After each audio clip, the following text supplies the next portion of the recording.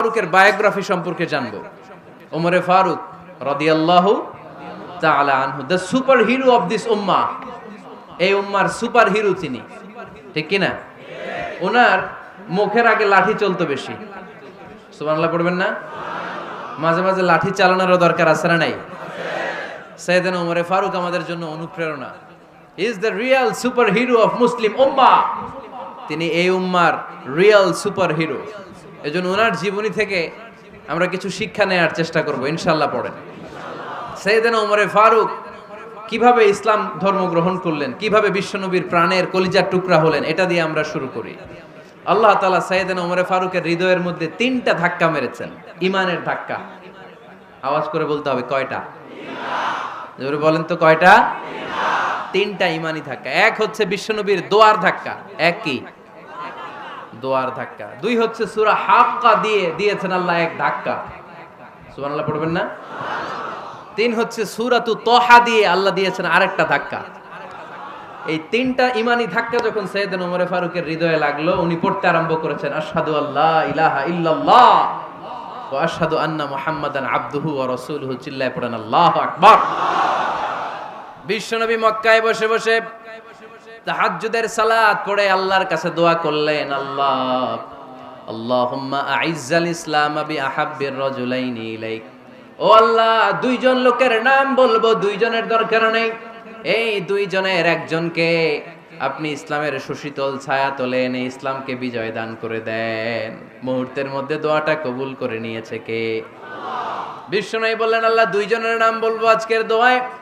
আবি জাহাল ইবনে হিশাম, হয়তো হিশামের বেটা আবু জাহেলকে আপনি ইসলামের ভিতরে নিয়ে আসেন, কিংবা ওমর ইবনুল খাত্তাব, খাত্তাবের বেটা ওমরকে আপনি ইসলামের ছায়া তলে নিয়ে আসেন। ওমরে ফারুকের জন্য দোয়াটা কবুল করে নিয়েছে কে? মক্কার যে অবস্থা, আল্লাহর হাবিব সাল্লাল্লাহু আলাইহি ওয়াসাল্লাম বুঝলেন মক্কার এই 2 জনের একজন যদি আমার সাথে না থাকে তাহলে মক্কায় দাওয়াতি কাজ চালিয়ে যাওয়া যাবে। আল্লাহরে বললেন, আল্লাহ বেশি চাই না, এই 2 জনের একজন, হয় আবু জাহেল নয় ওমর, হয় আবু জাহেল নয় ওমর। বিশ্বনবী যখন দোয়া করলেন, এই দোয়ার একটা ইমানি ধাক্কা, নুরানি ধাক্কা সাইয়েদনা ওমর ফারুকের হৃদয়কে স্পর্শ করে ফেলল।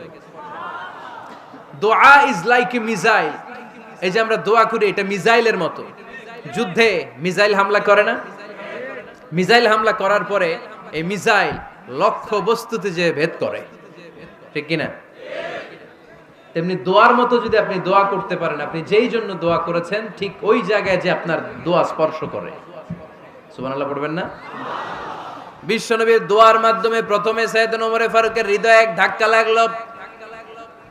2 নম্বরে রব্বুল আলামিন সূরাতুল হাক্কা দিয়ে ওমর ফারুকের হৃদয়ের মধ্যে দিলেন এক ধাক্কা। পড়েন আল্লাহু আকবার। কোরআনের ভেতরে সূরাতুল হাক্কা নামে একটা সূরা আছে না নাই? আল হাক্কাতু মাল হাক্কা ওয়া মা আদরাকা মাল হাক্কা। পড়েন আল্লাহু আকবার। বিশ্বনবী যখন দোয়া করলেন, ওই দোয়া যখন সাইয়েদনা ওমর ফারুকের হৃদয়ে স্পর্শ করলো, সাইয়েদনা ওমর ফারুক সব সময় বিশ্বনবীরে ফলো করতে আরম্ভ করলেন। বিশ্বনবী ডানে গেলে লুকিয়ে লুকিয়ে ওমর ফারুক ডানে যায়, বিশ্বনবী বায়ে গেলে লুকিয়ে লুকিয়ে ওমর ফারুক বায়ে যায়। বিশ্বনবী একবার মসজিদুল হারামে যে নামাজ পড়তে শুরু করলেন, ওমর ফারুক তখন বিশ্বনবীর পিছু পিছু ছদ্মবেশে পেছন থেকে যে বিশ্বনবী কিভাবে নামাজ পড়ে দেখতে শুরু করলেন।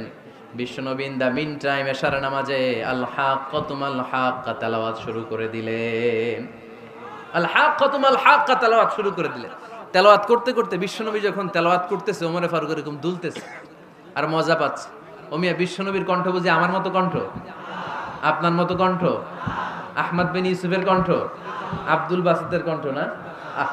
বিশ্বনবীর গলায় যে কি সুরের ঝংকার আল্লাহ দিয়েছেন, কি সুরের লহরী আল্লাহ দিয়েছেন, একবার যে শুনতো পাগল হয়ে যেত।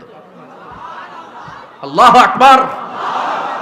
বিশ্বনবী সূরা হাক্কা মন্ত্রমুগ্ধ তেলাওয়াতে, মন্ত্রমুগ্ধ সুর দিয়ে, মন্ত্রমুগ্ধ কণ্ঠ দিয়ে তেলাওয়াত করতে লাগলেন। এশার সালাতে ওমর ফারুক দুলতে লাগলেন। ওমর ফারুক যত শুনেন অবাক হয়ে যায়, যত শুনেন অবাক হয়ে যায়, যতই শুনে অবাক। কিরে? কারণ তিনি আরবি ভাষা বুঝতেন, এত সুন্দর শব্দের গাঁথনি, এত প্রাঞ্জল বর্ণনা, এত সুন্দর অন্তমিল, এটা কবিতা না হয়ে পারে না। উনি মনে মনে ভাবলেন এটা মনে হয় কবিতা, it might be poem, it could be poem. Muhammad মনে হয় কবি হয়ে গেছে, তার কাব্য প্রতিভা দিয়ে সে এটা বানিয়েছে। তা না হলে এত সুন্দর কথা, এটা কবিতা না হয়ে পারে। ইন দ্য মিন টাইম বিশ্বনবী কিন্তু দেখতেছে না যে পেছনে ওমর। বিশ্বনবী তেলাওয়াত করছিলেন, ইন দ্য মিন টাইম বিশ্বনবী পড়ছিলেন ওমা হুয়া বিকাউলি শাইরিন কলিলাম মা তুমিনুন। এই আয়াতের অর্থ হলো এটা কোনো কবির কথা নয়, খুব অল্প সংখ্যক লোকই তোমরা ঈমান আনো। সুবহানাল্লাহ পড়ে। এটাকে বলে কোইন্সিডেন্ট। কোইন্সিডেন্ট, হুট করে অনেক সময় মিলে যায়, যায় কি যায় না? আপনি একজনের কথা ভাবতেছেন ভাবতেছেন, বাজারে গেলেন, বাজারে যেই দেখেন ওই লোকটা দাঁড়ায় আছে, এরকম হয় কি হয় না? কোইন্সিডেন্ট। ওমরে ফারুক মনে মনে যেটা ভাবতেছে ওই কথা দিয়ে বিশ্বনবী তেলাওয়াত করতেছে, আল্লাহু আকবার। বিশ্বনবী যে আয়াত তেলাওয়াত করছিলেন, আয়াতের অর্থ হলো এটা কোনো কবির বানানো কবিতা না, খুব অল্প সংখ্যক লোকই তোমরা ঈমান আনো। ওমরে ফারুক আটকে উঠলেন, থমকে দাঁড়ালেন। ঘটনা কি? আমি মনে মনে ভাবলাম কি এত সুন্দর কথা, এটা তো মানুষের কথা হতে পারে না, এটা নিশ্চয়ই কবিতা, কবির কথা। কিন্তু মুহাম্মদ এখন আবার পড়তেছে ওমা হুয়া বিকাউলি শাইর, এটা কোনো শায়েরের কবির কথা নয়। কলিলাম মা তুমিনুন, অল্পই তোমরা ঈমান আনো। তার মানে আমার মনে যা চলে মুহাম্মদ এটা টের পায়। মুহাম্মদ গণক। নাউজুবিল্লাহ পড়বেন না? মুহাম্মদ অনেক বড় মাপের একজন গণক। মানুষের হৃদয়ে কি চলে, মনে মনে কি ভাবে, মুহাম্মদ না দেখেও বলে দিতে পারে। ইন দা মিন টাইম বিশ্বনবী পরের আয়াতে পড়লেন ওয়ালা বিকাউলি কাহিনিন কলিলাম মা তাযাক্কারুন। এই আয়াতের অর্থ হলো এটা কোনো গণকের বানানো গণনা নয়, খুব অল্প সংখ্যক লোকই তোমরা উপদেশ হিসেবে এটাকে মানো। সুবহানাল্লাহ পড়েন। এবার আর ওমরে ফারুকের সহ্য হয় না, কি আজীব তামাশা। প্রথমে মনে করলাম কবিতা, মোহাম্মদ কয় কবি না, সে কবি না, এটা কবিতা না। তারপর ভাবলাম সে গণক, সে আয়াত পরে পরে বলে দিল এটা গণনা নয়, তাহলে এটা কি? এটা কি কবিতাও না, গণনাও না, তাহলে এটা কি? বিশ্বনবী তখন বললেন তানজিলুম মির রাব্বিল আলামিন। সুবহানাল্লাহ পড়েন। পরের আয়াত ছিল তানজিলুম মির রাব্বিল আলামিন।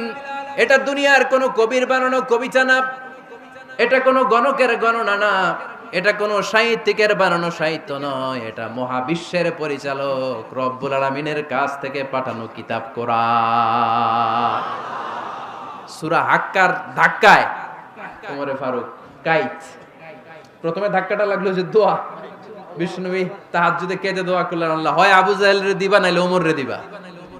ওই দোয়া ওমরে ফারুকের হৃদয়ে ছোঁয়া লেগেছে। এরপরে হাক্কা, সূরাতুল হাক্কা দিয়ে দিলে এক ধাক্কা। এই ধাক্কা খেয়ে উথাল পাথাল হৃদয়ের মধ্যে, হায় রে এ কি বাণী, এ কেমন কথা, কে মুহাম্মদ? তারপরও শয়তানের ওয়াসওয়াসা আছে না নাই?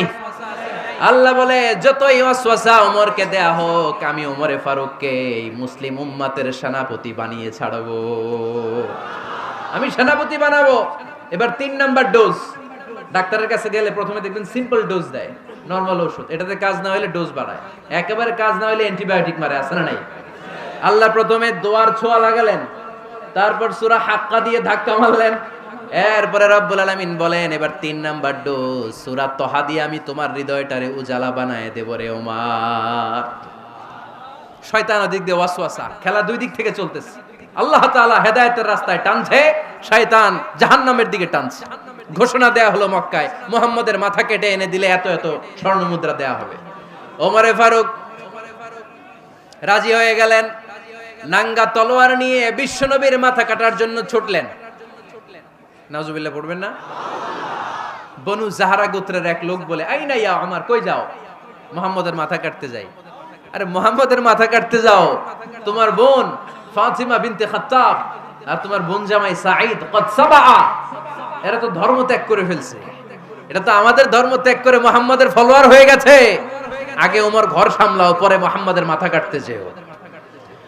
ওমরে ফারুক অবাক হয়ে গেলেন, তলোয়ার নিয়ে বিশ্বনবীর দিকে না যে নিজের বাড়ির দিকে চলে গেলেন। বিশ্বনবীর আপন বোন ফাতিমা বিনতে খাত্তাব, বোন জামাই সাঈদ আর খাব্বাব রাদিয়াল্লাহু তাআলা আনহু, তিনজন মিলে সূরা তহা তেলাওয়াত করছিলেন। পড়েন সুবহানাল্লাহ। মক্কায় লুকিয়ে লুকিয়ে দাওয়াত হতো। খাব্বাব রাদিয়াল্লাহু তাআলা আনহু একটা চামড়ার ফলকের মধ্যে সূরা তহার কয়েকটা আয়াত এনে ওমরে ফারুকের বোন আর বোন জামাইকে শিক্ষা দিচ্ছে, ট্রেনিং দিচ্ছে। সুবহানাল্লাহ পড়েন। লুকিয়ে লুকিয়ে ওমরে ফারুক যখন ঘরে চলে আসলেন, এরা তটস্থ হয়ে গেল। সাইয়েদনা খাব্বাব বিছানার তলায় লুকিয়ে গেলেন। ওমরে ফারুক বললেন, দরজা খোলো। ফাতেমা বিনতে খাত্তাব দরজা খোলার পরে নির্মম ভাবে সাইয়েদনা ওমর রাদিয়াল্লাহু তাআলা আনহু বোনের গায়ে আঘাত শুরু করে দিল। বোন জামাইকে আহত করতে শুরু করলো আর বলতে শুরু করলো, তোরা পাগল হলি কেন? কি আছে ওই মুহাম্মাদের মধ্যে? কি জাদু নিয়ে এসেছে? সে যাই বলে লোকজন পাগল হয়ে যায়, সবাই তার উপর কালিমা পড়ে ঈমান এনে ফেলে। কি এমন জিনিস তোদের কাছে আছে যেটা দেখে মুহাম্মদকে তোরা ভালোবাসলি? কি আছে? কি পড়তেছিলি আমারে দেখা। ফাতেমা বলে, ইন্নাকা রিজসুন লা ইয়ামাসসুহু ইল্লাল মুতাহহারুন। ও আমার ভাই ওমর, তুমি নাপাক। তুমি কি? লা ইয়ামাসসুহু ইল্লাল মুতাহহারুন, পবিত্রতা অর্জন না করে এই কোরআন ধরা যায় না। সুবহানাল্লাহ পড়েন। ওমরে ফারুক গোসল করে আসলেন, কারণ ধাক্কা তো আগে কয়েকটা খাইছে। কথা বুঝেন নাই বোধহয়। প্রথমে দোয়ার ধাক্কা, পরে কোন সূরা দিয়ে ধাক্কা? হাক্কা দিয়ে ধাক্কা। 3 নম্বরে এখন আরেকটা ধাক্কা খাবে। গোসল করে আসলেন। ফাতেমা বিনতে খাত্তাব বললেন, গোসল যখন করে এসেছেন, এই নেন। ওমরে ফারুক এবার চামড়ার কাপড়ের মধ্যে সূরা তহার প্রথম আয়াতের দিকে নজর করলেন। নজর করেই কোরআনের প্রেমে পড়ে গেলেন। পড়েন সুবহানাল্লাহ। ওমর ফারুক পড়তে আরম্ভ করলেন, তহা মা আনজালনা আলাইকাল কুরআনা লিতাশকা ইল্লা তাযকিরাতাল লিমান ইয়াখশা তানজিলাম মিম্মান খালাকাল আরদা ওয়াস সামাওয়াতিল উলা। সুবহানাল্লাহ পড়েন। উনি পড়তে আরম্ভ করলেন, তহা মা আনজালনা আলাইকাল কুরআনা লিতাশকা, এই কোরআনকে আমি তোমাদের হতভাগ্য জাতি হিসেবে দুনিয়ায় থাকার জন্য পাঠাই নাই। এটা রব্বুল আলামিনের পক্ষ থেকে এসেছে। যারা রবকে ভয় করে তাদের জন্য আছে উপদেশ। যিনি আকাশ বানিয়েছেন, জমিন বানিয়েছেন, ওই আল্লাহ তাআলা নিজেই এই কোরআন পাঠিয়েছে। আওয়াজ করে পড়তে হবে, আল্লাহু আকবার। উনি খুব ভালো আরবি জানতেন। সূরা তহা পড়ার পরে আর ধৈর্য ধারণ করতে পারে না। ওমর ফারুক ছোট্ট বাচ্চার মতো কান্না শুরু করে দিলেন। আল্লাহু আকবার। সূরা তহাটা হাতে নিয়ে, তলোয়ারটা হাতে নিয়ে বিশ্বনবীর দিকে ছুটতে আরম্ভ করলেন। আইনা মুহাম্মদ, কোথায় মুহাম্মদ? তোমরা আমাকে মুহাম্মাদের কাছে নিয়ে চলো। বিশ্বনবী তখন সাফা পাহাড়ের পাদদেশে দারুল আরকাম ইবনে আলকামের ঘরে লুকিয়ে লুকিয়ে কোরআনের দাওয়াত দিতেন। ওমরে ফারুককে পাগলের মতো ছুটে আসতে দেখে বিশ্বনবীর চাচা হামজা ইবনে আব্দুল মুত্তালিব বলল, নবী আপনি পালান। ওই যে খাত্তাবের বেটা ওমর আপনাকে অপমান করার জন্য, আক্রমণ করার জন্য তেড়ে এসেছে। সাহাবীরা বললেন, নবী আপনি পালিয়ে যান, আমরা সামাল দেব। বিশ্বনবী বললেন, না আমি পালাবো না, বরং তোমরা সরে যাও। ওমর ইবনুল খাত্তাবকে আমার দরবার পর্যন্ত আসতে দাও। আমার তো মনে হচ্ছে ওই যে তাহাজ্জুদের নামাজ শেষে চোখের পানি ছেড়ে যে আমি আল্লাহর কাছে দোয়া করেছি, আজকে আমার ওই দোয়াটা কবুল হতে শুরু করেছে। আমার তো মনে হচ্ছে আমার দোয়া কবুল হবে, আসতে দাও। ওমর ফারুক এসে বললেন, আশহাদু আল্লা ইলাহা ইল্লাল্লাহ ওয়া আশহাদু আন্না মুহাম্মাদান আবদুহু ওয়া রাসূলুহু। আমি সাক্ষ্য দিলাম আল্লাহ ছাড়া কোনো ইলাহা নাই, নিশ্চয়ই আপনি আল্লাহর প্রেরিত বান্দা এবং রাসূল। পড়েন সুবহানাল্লাহ। ওমর ফারুক যখন কালিমা শাহাদা পড়ে মুসলমান হয়ে বিশ্বনবীর হাতে হাত রাখলেন, মুসলিম সাহাবীদের মধ্যে খুশি আর আনন্দের বন্যা বয়ে গেল। মুসলিম হাতে গোনা সাহাবারা আল্লাহর প্রশংসা করলেন। বিশ্বনবী সাইয়েদনা ওমর ফারুককে জড়িয়ে ধরলেন। ওমর ফারুক এবার বিশ্বনবীরে বললেন, নবী গো, আলাসনা আলাল হক, আমরা কি সত্যের উপরে আছি নাকি আমরা ভুলের উপরে আছি? বিশ্বনবী বললেন, বালা নাহনু আলাল হক, আমরাই সত্যের উপরে আছি। সুবহানাল্লাহ পড়ে। আলাসনা আলাল হক, নবী আমরা কি সত্যের উপরে নাই? হ্যাঁ অবশ্যই ওমর, তুমি সত্যের উপরে আছো। ওমরে ফারুক বললেন, তাহলে ফাফিমাল ইখতিফা, তাহলে লুকায় লুকায় আর দাওয়াত দেব কেন? আমি তো কালিমা পড়ে ফেলছি, আসেন আমার সাথে বের হই। ফাফিমাল ইখতিফা, আর লুকায় লুকায় কেন? আসেন আমরা বাইরে বেরোই।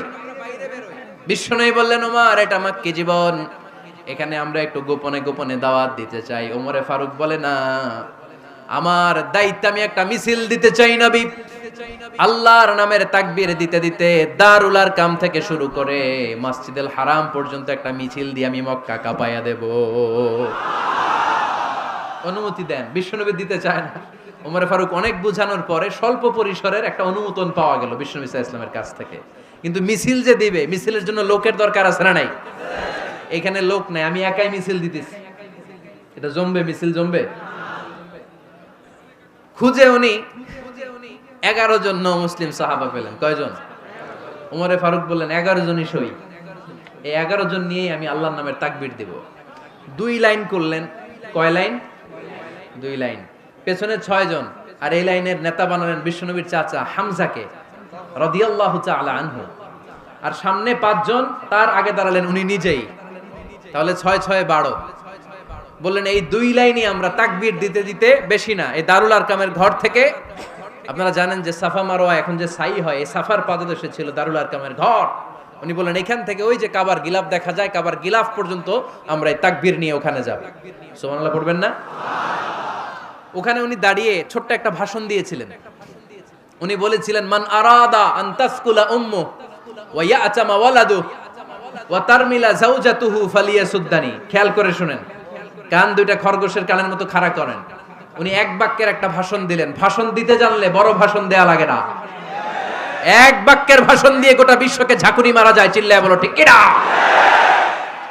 ওমরে ফারুক এক বাক্যের একটা ছোট্ট ভাষণ দিলেন। মান আরাদা আন তাসকুলা উম্মু, কে আছো মায়ের এই মক্কায়, কে আছো মায়ের বুক খালি করতে চাও? ইয়া আচামা ওয়ালাদু, কে আছো বাচ্চাগুলারে, নিজের সন্তানগুলোরে ইয়াতিম বানাতে চাও? কে আছো তারমিলা যাওজাতুহু, নিজের স্ত্রীকে বিধবা বানাতে চাও? ফালিয়া সুদ্দানি, বুকের পাটা থাকলে আমি ওমর রে থামাও। ফালিয়া সুদ্দানি, দেখি মক্কায় কার এত বড় বুকের পাটা। কে আছো মায়ের বুক খালি করতে চাও, সন্তান রে এতিম বানাতে চাও, স্ত্রীকে বিধবা বানাতে চাও? ফালিয়া সুদ্দানি, পারলে আমারে ঠেকাও। এই বলে উনি আল্লাহু আকবার, আল্লাহু আকবার, আল্লাহু আকবার বলে স্লোগান শুরু করে দিলেন। এক এক স্লোগানে মক্কার মরুজমিন থারথার করে কাঁপতে আরম্ভ করলেন। এই মিছিল মক্কার কেউ দেয় নাই। মিছিলের আওয়াজ শুনে আবু জাহেল বাইরিস, উতবা বাইরিস, শাইবা, ওয়ালিদ ইবনে মুগিরা সব বের হয়েছে। কিরে, আমার এলাকায় এত বড় স্লোগান, কার এত সাহস? বের হয়ে দেখে মিছিলের সামনে ওমর। ওমর রে দেখে দিছে এক দৌড়। কারণ ওমরে ফারুককে থামানোর মতো বাপের বেটা মক্কায় দ্বিতীয়টা কেউ ছিল না। আওয়াজ করে বলেন ঠিক কিনা? ওমরে ফারুক আল্লাহু আকবার, আল্লাহু আকবার বলে স্লোগান দিতে দিতে মসজিদুল হারামের ভেতরে ঢুকে গেল। কাবার গিলাফ ধরার পরে সেদিন মিছিল থেমেছে। ওই আল্লাহর নামের স্লোগান সেদিন কেউ থামাতে পারে নাই, কিয়ামত পর্যন্ত কেউ থামাতে পারবে না। চিল্লায় বলো ঠিক কিনা?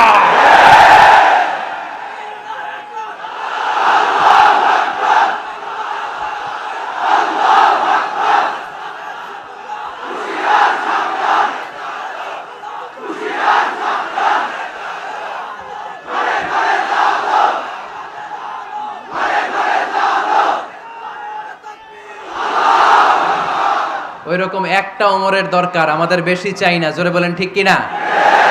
দাও খোদা দাও আমায় আবার ওমর দারাজ দিল, দাও খোদা দাও আমায় আবার ওমর দারাজ দিল, দাও আলীর মতো বীর সেনানি, আলীর মতো বীর সেনানি জাগাতে নিখিল, দাও খোদা দাও আমায় আবার উমর দারাজ দিল। সুবহানাল্লাহ পড়েন। একটা উমর লাগবে। চিল্লায় বলেন কয়টা? ওই উমরের অপেক্ষায় বাংলাদেশ সহ গোটা মুসলিম উম্মাহ, ঠিক কি না? একটা উমরই যথেষ্ট। আমাদের সেন্ট্রাল লিডারশিপ নাই তো, আমাদেরকে এদিকে লাথি মারলে আমরা ওইদিকে যাই, ওদিক থেকে গুতা মারলে আমরা এদিকে যাই।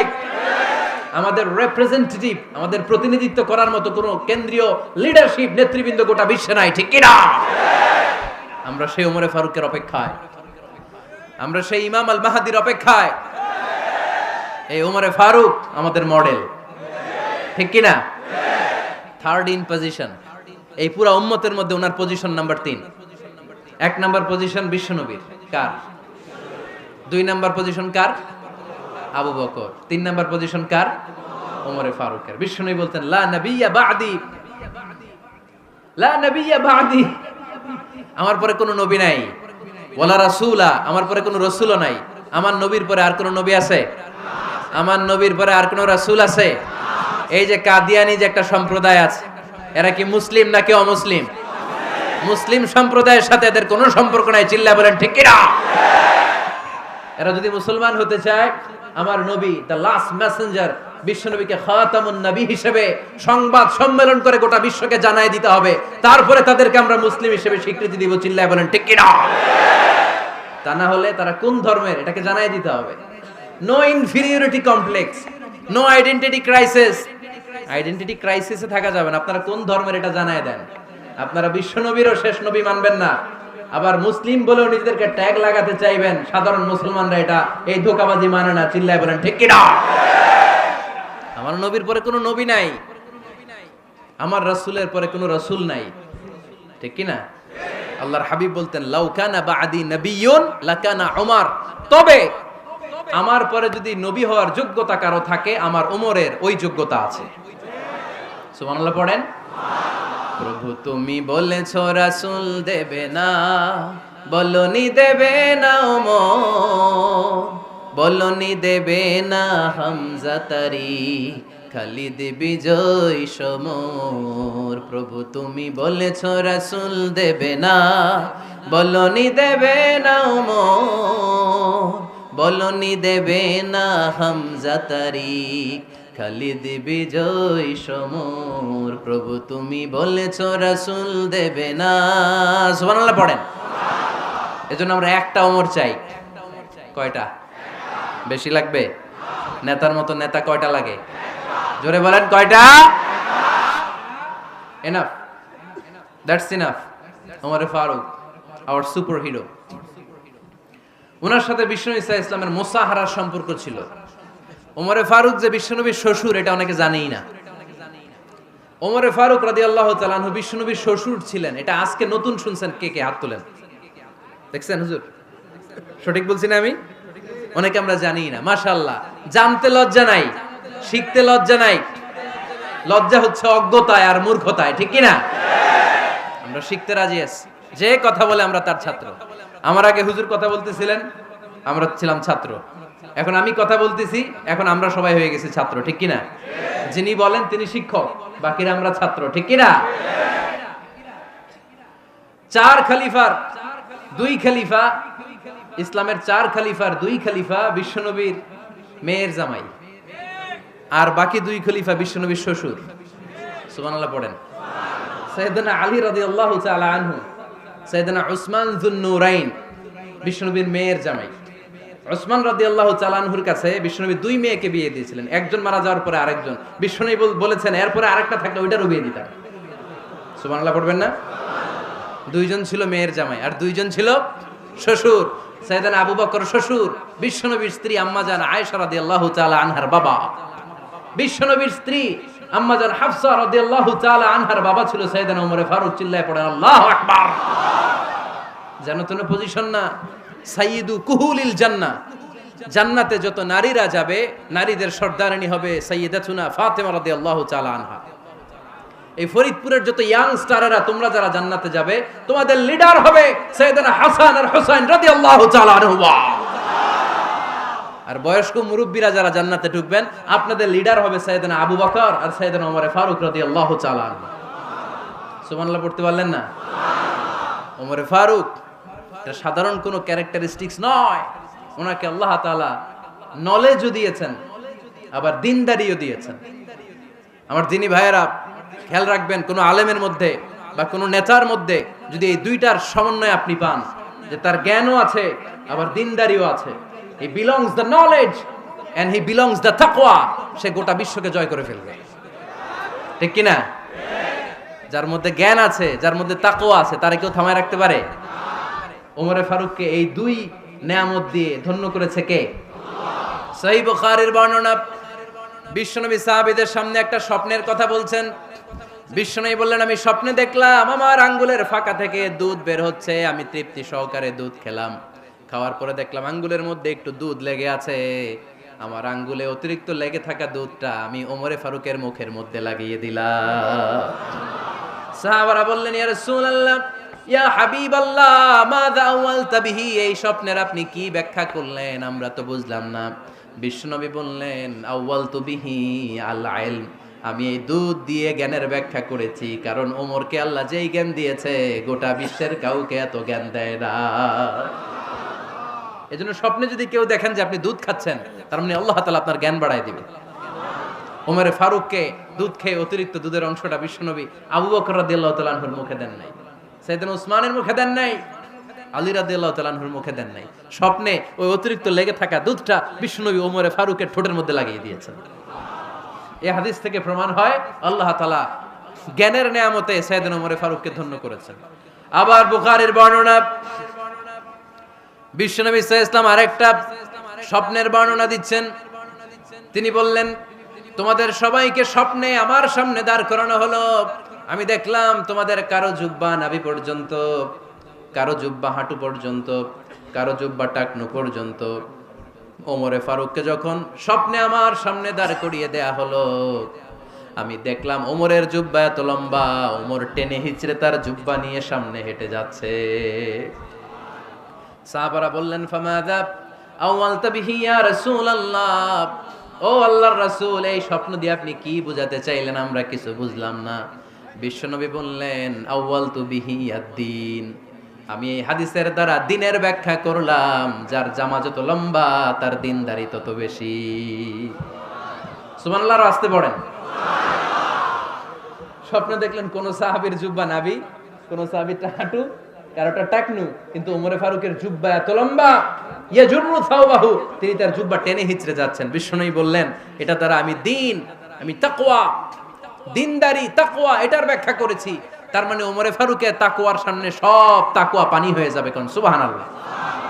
আল্লাহ তাআলা সাইয়েদনা ওমরে ফারুককে দ্বীনের জ্ঞান দিয়েছেন, তাকওয়া দিয়েছেন। যুবক ভাইরা, যাকে আল্লাহ তাআলা দ্বীনের জ্ঞান দেয়, যাকে আল্লাহ তাআলা তাকওয়ার এই গুণ দিয়ে সমৃদ্ধ করে, তার জন্য গোটা বিশ্বের সব দরজাগুলোকে ওপেন করে দেয় কে? কত বড় মুত্তাকি ছিলেন সাইয়েদনা ওমরে ফারুক। মদিনার সমাজে কয়জন মুনাফিক ছিল বিশ্বনবী ছাড়া কেউ বলতে পারতেন না। বিশ্বনবী কোন সাহাবীকে মুনাফিকদের লিস্ট দিয়ে যান নাই, একজন সাহাবী ছাড়া। দেখি কেউ বলতে পারেন কিনা ওই সাহাবীর নাম? কি নাম? হুযায়ফা ইবনুল ইয়ামান রাদিয়াল্লাহু তাআলা আনহু। ওনাকে বলা হতো সাহিবু সিররি রাসূলিল্লাহ, আল্লাহ রাসূল সাল্লাল্লাহু আলাইহি ওয়াসাল্লামের গোপন তথ্যের ধারক বাহক। সুবহানাল্লাহ পড়বেন না?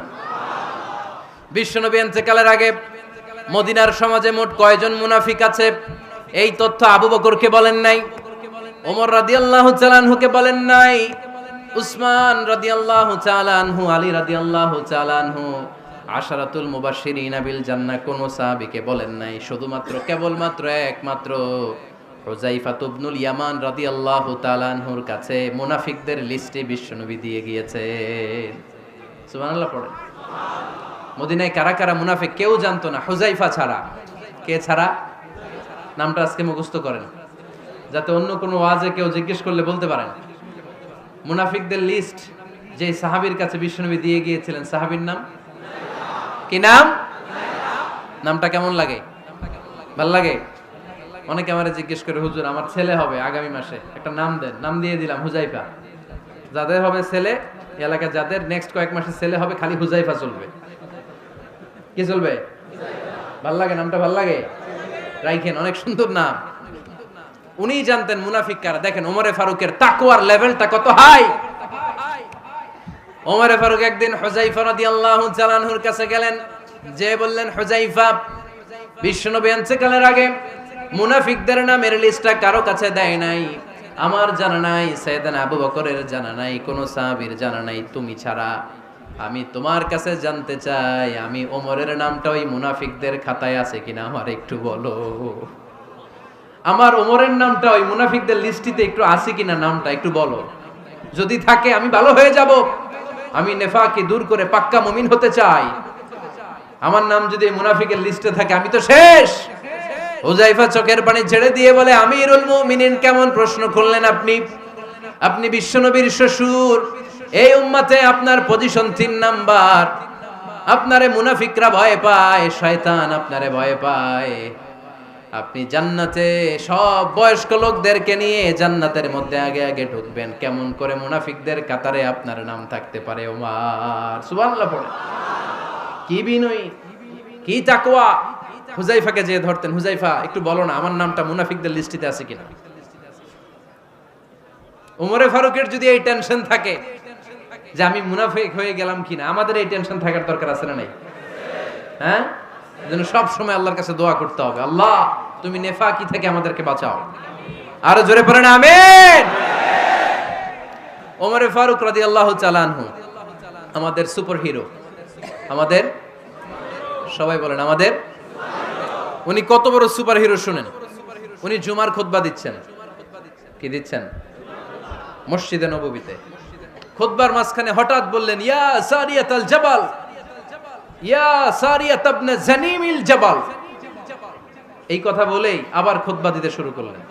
ওনার এই ইয়া সারিয়াত ইবনে জানিমিল জাবালের সাথে আগের কথারও কোনো মিল নাই, পরের কথারও কোনো মিল নাই। জুমার নামাজের পর মুসল্লি সাহাবারা ধরলেন, বললেন, ইয়া আমিরাল মুমিনিন। খুতবার মাঝখানে হঠাৎ করে ইয়া সারিয়াত ইবনে জালিমিল জাবাল বলে আপনি চিৎকার করলেন কেন? আপনার এই বাক্যের সাথে আপনার খুতবার আগের বাক্যের কোনো মিল নাই, আপনার খুতবার পরের বাক্যেরও কোনো মিল নাই।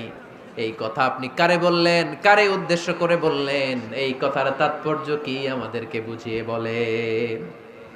ওমরে ফারুক বললেন, আমি যখন খুতবা দিচ্ছি আমি দেখতে পেলাম ওই যে কয়েক মাস আগে আমি আমার মুসলিম সেনাবাহিনী পারস্যে আক্রমণের জন্য পাঠিয়েছি, বর্তমান ইরানের ওই বিশাল এলাকাতে পারস্যে আমি আমার ব্যাটালিয়ন পাঠিয়েছি। আমি হঠাৎ করে দেখতে পেলাম আমার মুসলিম বাহিনীর সেনাপতি যুদ্ধের এক পর্যায়ে তার ডানে আছে উপত্যকা, বায়ে আছে পাহাড়, সে পাহাড়ি রাস্তা ছেড়ে দিয়ে উপত্যকার দিকে যেতে শুরু করেছে। আমি দেখতে পেলাম আমার মুসলিম বাহিনী যদি উপত্যকার দিকে ছুটে বেড়ায়, কাফির মুশরিকরা আমার মুসলিম বাহিনীকে কচুকাটা করে ফেলবে। তাই আমি এখান থেকে তাদেরকে কমান্ড দিয়ে বলেছি, ইয়া সারিয়াতাল জাবাল, উপত্যকার দিকে নয় পাহাড়ের দিকে যাও, তাহলেই তোমাদের বিজয় নিশ্চিত হয়ে যাবে। উপত্যকার দিকে যেও না, ইলাল জাবাল, ইলা সারিয়াতিল জাবাল, পাহাড়ের দিকে ছোট।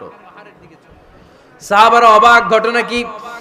উনি বসে আছেন মদিনায় মসজিদে নববীর মিম্বারে দাঁড়িয়ে, উনি যদি ইয়া সারিয়াতাল জাবাল বলে এটা কি ইরানে যাবে নাকি?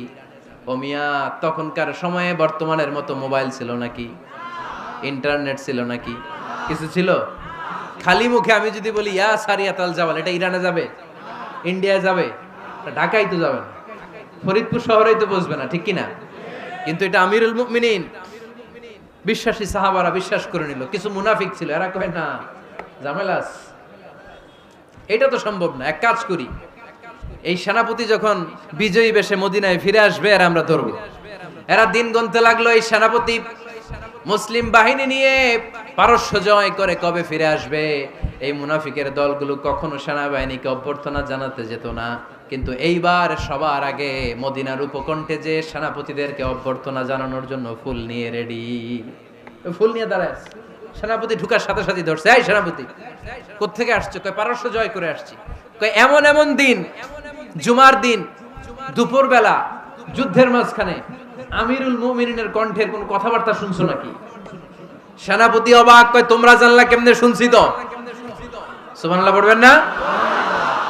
আমরা যুদ্ধে একটা ভয়ঙ্কর অবস্থার মধ্যে ছিলাম, পেছন থেকে শত্রু আমাদেরকে আক্রমণ করতে শুরু করে দিল। ডানে যাব না বায়ে যাব, সামনে যাব নাকি পেছনে যাব, রাস্তা খুঁজে পাচ্ছি না। ডান দিকে ছিল আমাদের উপত্যকার রাস্তা, বাঁ দিকে ছিল পাহাড়ি পথ। আমরা সোজা পথ হবে মনে করে উপত্যকার দিকে ছুটতে আরম্ভ করলাম। হঠাৎ করে আমিরুল মুমিনিনের কণ্ঠ বজ্র কণ্ঠে আমার কানের মধ্যে ভেসে আসলো, আমার মনে হলো আমিরুল মুমিনিন কেমন যেন আমাকে কমান্ড দিচ্ছেন আর বলছেন, ইয়া সারিয়াতাল জাবাল, ডান দিকে উপত্যকার পথে নয়, তাড়াতাড়ি পাহাড়ের দিকে সৈন্যবাহিনী নিয়ে উঠে যা। পাহাড়ের দিকে, ডানে না। This is wrong track and this is the right track. ওই দিন যদি ওমরে ফারুকের ওই গাইডলাইন, আমিরুল মুমিনিনের কমান্ড যদি আমি না শুনতাম, আজকে বিজয়ের বেশে ফিরতেও পারতাম না, আমাদের চেহারাও তোমরা দেখতে পেতে না। ওমরে ফারুকের ওই কমান্ড, ওই গাইডলাইন অদৃশ্য থেকে শোনার কারণে ওই পারস্যের মধ্যে আমাদেরকে সেই যুদ্ধে বিজয় দান করেছে কে? দিস ইজ ওমরে ফারুক, দিস ইজ ওমরে ফারুক। বিশ্বনবী বলছেন, ওমর, মা লাকিয়াকা শাইতানু সালিকান ফাজ্জান ইল্লা সালাকা ফাজ্জান গায়রা ফাজ্জিক। ওমর, শয়তান ইবলিস যদি তোমারে কোনো রাস্তা দিয়ে হাঁটতে দেখে, শয়তান ওই রাস্তা রেখে দিয়ে অন্য রাস্তা দিয়ে হাঁটে। সুবহানাল্লাহ বাড়িতে যায় বললেন। কে বলতেছে? বিশ্বনবী। কার ব্যাপারে? ওমরে ফারুকের ব্যাপারে। শয়তান যদি দেখে যে ওমরে ফারুক এই রাস্তা দিয়ে হাঁটতেছে, শয়তান ওই রাস্তা রেখে দিয়ে অন্য রাস্তা দিয়ে হাঁটে। সুবহানাল্লাহ পড়েন।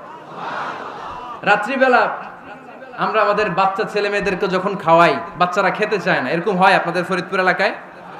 হ্যাঁ, এই এলাকায় হয় নাকি? খেতে চায় না বাচ্চারা, এই চকলেট দেখায়া, এই মিনা কার্টুন দেখায়া, এইটা সেইটা, এগুলো সেগুলো বলে, গল্প টল্প বলে ভুলায়া খাওয়ানো লাগে, তাই না? তারপরও খায় না। আমারও ছোট মেয়ে আছে, খেতে চায় না, এইটা সেইটা এমনি সেমনি খাওয়ানো লাগে। তো শেষে না পেরে মা বাবা বলতে বাধ্য হয়, ওই যে ভূত আসতেছে, ভূত, তাড়াতাড়ি তাড়াতাড়ি খাও, নাহলে যে ভূত ধরবে তোমারে। ওই যে বাঘ আসতেছে, বাঘ, তাড়াতাড়ি খাইলে নাহলে বাঘে কামড়াবে।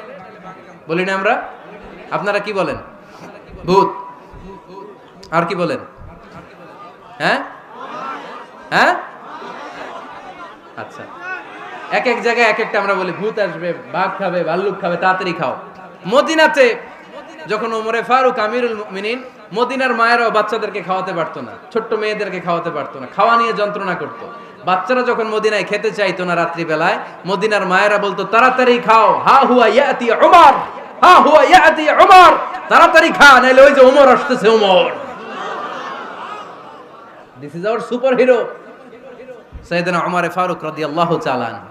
শুধু শয়তানি ভয় পেত না, মুনাফিকরাও ভয় পাইতো, জমের মতো ভয়। শুধু তাই না, আমাদের আম্মাজান বিষ্ণু ইসা ইসলামের স্ত্রীরাও ওমরে ফারুককে ভয় পেতেন। সুবহানাল্লাহ কইবেন না? মাঝে মাঝে বিষ্ণু ইসা ইসলামের সাথে আম্মাজান আয়েশার ঝগড়া হতো, হতো না? আপনাদের ফ্যামিলিতে ঝগড়া হয়? হয় না? হয় না? কার কার দেখি? ওরে আল্লাহ, অনেক আল্লাহর ওলি আছে তো এই জায়গায়। ঝগড়া হয় না? কি কথা কয়, ঝগড়া হয় না বলে? বিশ্বনবীর ফ্যামিলিতে ঝগড়া হয়, আপনার ফ্যামিলিতে হয় না? মিষ্টি ঝগড়া। আর ও বিয়েই করে নাই।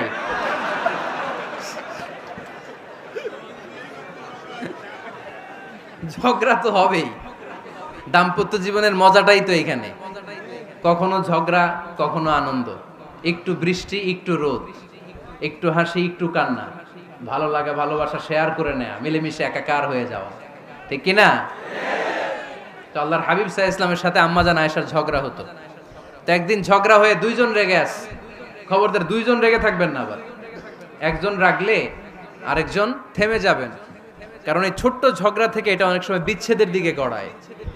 আমার প্রিয় ফরিদপুরবাসী, ভাবি রেগে গেলে আপনি রাইগেন না, ওই দিন আপনি একটু ঠান্ডা থাকেন। আবার আপনি রেগে গেলে, আমার মাইকের আওয়াজ যদি ভাবিরা শুনেন, আপনারা রেগে যায় না, একটু ঠান্ডা থাকবেন। দুইজনে রেগে গেলে তো তৃতীয় বিশ্বযুদ্ধ শুরু হবে, তাই না? একজন রেগে গেলে আরেকজন ঠান্ডা। কারণ এই সামান্য ঝগড়া থেকে ইগোর কারণে এটা বিচ্ছেদ আর ডিভোর্স পর্যন্ত গড়ায়। আর শয়তান এখানে উস্কানি দেয়, কারণ ইমানদারদের ফ্যামিলি ভাঙতে পারলে শয়তান সবচেয়ে বড় খুশি হয়। আর ইমানদারদের ফ্যামিলি টিকে থাকলে খুশি হয়ে যায় কে? আম্মাজান আয়েশা রাদিয়াল্লাহু তাআলা আনহার সাথে বিষ্ণু ইসা ইসলামের ঝগড়া হতো মাঝে মাঝে। একবার ঝগড়া হলো, বিষ্ণু ইসা ইসলামও রাগ, আম্মাজান আয়েশাও রাগ। তো বিষ্ণুই বললেন, আয়েশা, ঝগড়া করে আর কতক্ষণ থাকবো, আসো মিটমাট করি। আয়েশা রাদিয়াল্লাহু বললেন, ঠিক আছে, মিটমাট করব। তো বিষ্ণু ইসা ইসলাম বললেন, মিটমাটের জন্য কারে ডাকবো? ওমর রে ডাকি। কয় না, ওমর রে না, ওমর গালিজ, ওমর অনেক রাগে, আমার ডর লাগে। কয় তাহলে তোমার আব্বারে ডাকি, কয় ডাকেন। কি খুশি, মেয়েদের মধ্যে অভ্যাসটা আছে না নাই? তাহলে তোমার আব্বারে ডাকি, ডাকেন। ডেকে নিয়ে আসা হলো। আবু বকর রাদিয়াল্লাহু তাআলা আনহু দাঁড়ালেন, আম্মা জান আয়েশা দাঁড়ালেন, বিশ্বনবীও দাঁড়ালেন। বিশ্বনবী বললেন, আয়েশা তোমার আব্বা আসছে, এবার ঘটনা খুলে বলার পালা, তুমি বলবা নাকি আমি বলবো? আম্মা জান আয়েশা বললেন, আপনি বলেন, তবে ওয়ালা তাকুল ইল্লা হাক্কান, যেটা ঘটছে ওইটাই বললেন, মিথ্যা কথা কইেন না। আবু বকর রাদিয়াল্লাহু তাআলা আনহু রেগে মেগে আগুন, কি এই কথা তুমি কেমন করে বলো? বিশ্বনবীকে মিথ্যা কথা কখনো বলবে? রেগে মেগে দিলেন মেয়ের গালে এক চড়। বানিয়ে বলতেছি না, মুসনাদ আহমদ ইবনে হাম্বলের হাদিস। বাবার হাতের থাপ্পড়কে আম্মা জান আয়েশা উল্টে বললেন। সাইয়েদনা আবু বকর রাগে গড়গড় করছেন, আবার মারার জন্য তেড়ে গেলেন। এবার বাঁচার জন্য আম্মা জান আয়েশা বিশ্বনবীর পিছনে যে আশ্রয় নিলেন, বিশ্বনবী বাঁচানোর জন্য দুই হাত মেলে দাঁড়িয়ে গেলেন। পড়েন সুবহানাল্লাহ।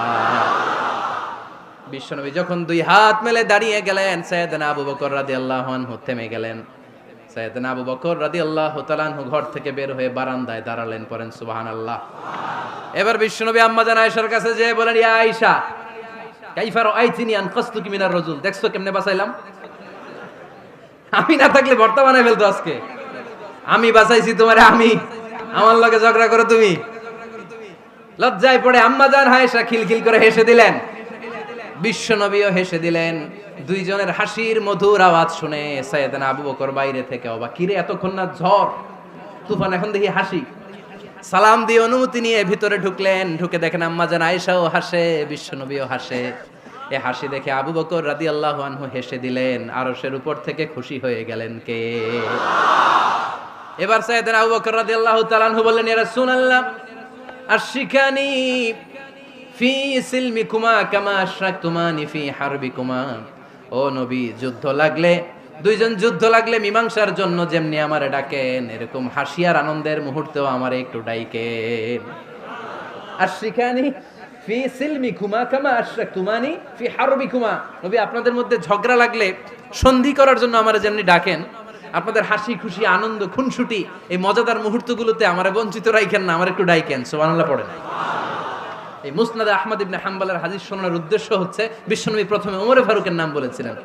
সাইয়েদনা আয়েশা বলে, না আমি ডরাই। হাইবাত, দিস ইজ কল্ড হাইবাত ওমর। একবার বিশ্বনবীর সব বিবিরা ধরলেন, ও নবী আমাদেরকে এটা দেন, ওইটা দেন, ঘরে এটা নাই, ওইটা নাই, ওইটা নাই। বিশ্বনবীকে, আমার কাছে কিচ্ছু নাই, যদি এমনি আমার বউ হয়ে থাকতে চাও থাকো, তাহলে যা, তা না হলে যা লাগবে কিনে দেব, সাথে সাথে তালাকও দিয়ে দিব। কিছু দিতে পারবো না, আমার নাই তো, সামর্থ্য নাই। কিন্তু বিবিরাও ছাড়ে না, এটা দেন ওইটা দেন। বিশ্বনবী রহমতের নবী, বিবিদেরকে বুঝাতেও পারেন না, বিবিরা আবদার করতেছে, নবী এটা লাগবে ওইটা লাগবে। ইন দ্য মিন টাইম বিশ্বনবী একজনের সালাম শুনতে পেলেন, কে যেন দরজায় দাঁড়িয়ে বলতেছে আসসালামু আলাইকুম। বিশ্বনবী দরজার দিকে তাকালেন, তাকিয়ে বললেন ওয়া আলাইকুমুস সালাম, আর বুঝতে পারলেন এটা আমার ওমরের সালাম। সালাম দেওয়ার পরে বিবিদের দিকে তাকায় দেখে একজন বিবিও নাই, সব অন্দরমহলের ভিতরে দৌড়। সুবহানাল্লাহ পড়তে পারলেন না? This is our super hero Omar. এরকম ওমর একটা লাগবে, চিল্লায় বলেন কয়টা? একটা ওমর গোটা বিশ্বকে সোজা করে দিবে। একটা ওমর সবল আর দুর্বলের সব পার্থক্য দূর করে দিবে। মাজলুমের উপর জালিমের অত্যাচারের অবসান ঘটায় দিবে। গোটা বিশ্বটাকে সাম্য, মৈত্রী, ভালোবাসার ইনসাফ দিয়ে পরিপূর্ণ করে দিবে। সেই ওমরের অপেক্ষায় আমরা। নিজের ছেলেকে 80টা বেত মেরেছেন। কয়টা? 80টা বেত মেরেছে। এই ব্যাপারে অনেকগুলো বর্ণনা পাওয়া যায়। সবচেয়ে সহিহ বর্ণনা হচ্ছে মুয়াত্তা ইমাম মালিকের বর্ণনা। ওমরে ফারুক রাদিয়াল্লাহু তাআলা আনহুর ছেলে আব্দুর রহমান মারুফুন বিআবি শাহমা ছিলেন মিশরে। ওখানে নাবিজ খেয়েছিলেন। নাবিজ হচ্ছে আরব দেশের লোকেরা দুধের মধ্যে শক্ত খুরমা রাত্রেবেলা ঢেলে দিত। ঢেলে দিলে সারা রাত ওই খুরমার রসটা দুধের সাথে মিশে দুধটা লাল হয়ে যেত। এটারে সকালবেলা খেত, খুব সুস্বাদু, এটাকে বলে নাবিজ। কিন্তু এটা রাতে ভিজাইলে সকালেই খাইতে হয়, রেখে দিলে আবার একটু সমস্যা হয়, এটা অনেকটা তারির মতো হয়ে যায়, মাতলামি চলে আসে। তো ওমরে ফারুকের ছেলে নাবিজ খেয়েছেন, মদ খাননি, নাবিজ। কিন্তু নাবিজ খাওয়াতে সাকরান চলে এসেছে। সাকরান চলে আসাতে এটা যখন প্রমাণিত হয়েছে, আমর ইবনে আল আস রাদিয়াল্লাহু তাআলা আনহু নাকি 80 বেত মেরেছেন মিশরে। কয় বেত? নিয়ম হচ্ছে সবার সামনে, কিন্তু সবার সামনে না মেরে একটু গোপনে মেরেছে। এই তথ্য যখন ওমরে ফারুকের কাছে এসেছে, উনি বললেন না, মারতে হবে সবার সামনে, আলাদা মাল্লা কেন? ও মদিনায় ফিরে আসলে আমি আবার 80টা মারব। মদিনায় ফিরে আসার পরে সাইয়েদনা ওমরে ফারুক ওই আগের 80টারে আর ধরেন নাই, নিজ হাতে আবার 80টা বেত মেরেছেন। এই বেত মারার 1 মাস পরে এই আবু শাহমা ইন্তেকাল করেছে। অনেক ঐতিহাসিক বলে এই বেতের আঘাতে মরেছে, কেউ কেউ বলেছে নিজের রোগের কারণে মরেছে। কিন্তু দিস ইজ দ্য ইনসাফ সিস্টেম অফ ওমর। নিজের ছেলে বলে ছেড়ে দেয় নাই। এখন নিজের ছেলে হইলে 7 খুন মাফ, নেতার ছেলে হইলে 10 খুন মাফ, এলাকার মোড়লের ছেলে হইলে 10 খুন মাফ। নো পার্সিয়ালিটি ইন ইসলাম। ইসলামে পার্সিয়ালিটি নাই। আপনি নেতার ছেলে হন, আপনি বিজনেস ম্যাগনেটের ছেলে হন, আপনি যেই হন না কেন, ইসলামের দৃষ্টিতে সবাই সমান। চিল্লায় বলেন ঠিক কিনা? বানু মখজুমিয়া গোত্রের এক নারী চুরিতে ধরা পড়ল। সাহাবারা বললেন, নবী মদিনার সবচেয়ে ভেরি প্রেস্টিজিয়াস এন্ড ডিগনিফাইড ফ্যামিলির মেয়ে, আপনি হাত কাটেন না, কারণ ইসলামের নিয়ম চুরি করলে কি কেটে দাও। বিশ্বনবী বললেন, বলো কি? হাত না কাটার জন্য তোমরা আমাকে রেকমেন্ড করছো? এটা আল্লাহর আইন। পৃথিবীর কেউ রেকমেন্ড করলো শোনার ক্ষমতা আমার নাই, কারণ আইনটা দিয়েছে কে? লাউ কানাত ফাতিমাতু বিনতি মুহাম্মাদিন সারাকাত লাকাতা মুহাম্মাদুন ইয়াদাহা।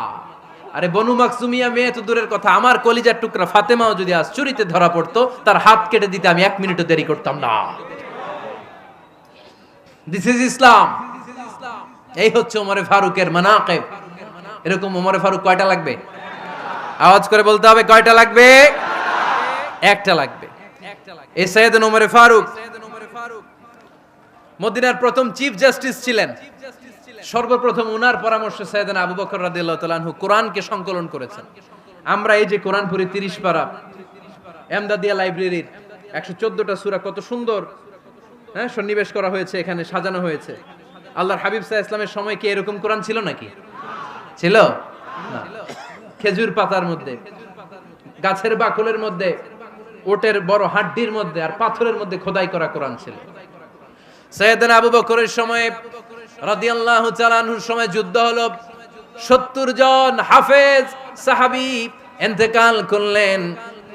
সাইয়েদনা আবু বকর রাদিয়াল্লাহু তাআলা আনহুকে ডেকে ওমরে ফারুক বললেন, ও আবু বকর, এইভাবে হাফেজে কোরআন সাহাবীরা যদি দুনিয়া থেকে বিদায় হয়ে যায়, আল্লাহর কোরআনও তো বিদায় হয়ে যাবে। আমার পরামর্শ হলো আপনি সব বয়োজ্যেষ্ঠ সাহাবীদেরকে একসাথে করে কোরআনের সব কাগজগুলোকে একসাথে করে একটা নির্ধারিত কপির মধ্যে কোরআনকে সংকলন করে ফেলেন। সাইয়েদনা আবু বকর বললেন, যেটা আমার নবী করেন এটা আমি কেমনে করি?